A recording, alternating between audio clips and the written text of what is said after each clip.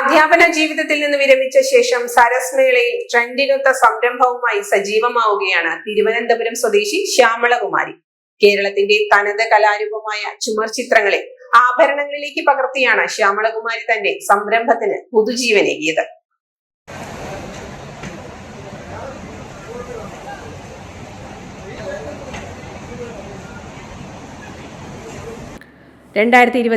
ഉത്രാടം തിരുനാൾ മാർത്താണ്ഡവർമ്മ മഹാരാജാവിന്റെ അനുവാദത്തോടെ ശ്രീ പത്മനാഭസ്വാമി ക്ഷേത്രത്തിലെ നവരാത്രി മണ്ഡപത്തിൽ ചുമർ ചിത്രം വരച്ച ആദ്യ വനിത എന്ന നേട്ടത്തിന്റെ ഉടമ കൂടിയാണ് ശ്യാമളകുമാരി.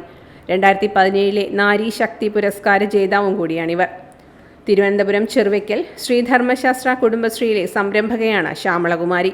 കേരളത്തിന്റെ തനത് കലാരൂപമായ ചുമർ ചിത്രങ്ങളെ ആഭരണങ്ങളിലേക്ക് പകർത്തിയാണ് ശ്യാമളകുമാരി തന്റെ സംരംഭത്തിന് പുതുജീവനേകിയത്. ഞാൻ മ്യൂറൽ പെയിന്റ് ചെയ്യുന്ന ആളാണ്.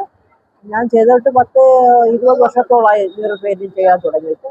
പുരാണങ്ങളിലെ രംഗങ്ങൾ, പൂക്കൾ, രൂപങ്ങൾ എന്നിവയാണ് ചിത്രത്തിൽ ഉൾക്കൊള്ളിച്ചിട്ടുള്ളത്. മനോഹരങ്ങളായ മാലകൾ, സാരികൾ, അഗർബത്തി സ്റ്റാൻഡ്, പെൻ സ്റ്റാൻഡ്, അലങ്കാര വസ്തുക്കൾ തുടങ്ങിയവയുമുണ്ട്.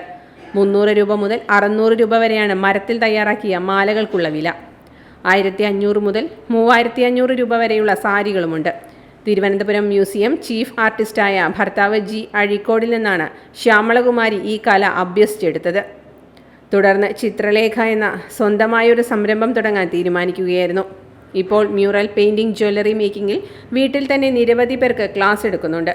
സാമ്പത്തിക മെച്ചത്തോടൊപ്പം മാനസിക സന്തോഷവും ഈ സംരംഭം വഴി തനിക്ക് ലഭിക്കുന്നുണ്ടെന്നാണ് ശ്യാമളകുമാരിയുടെ അഭിപ്രായം.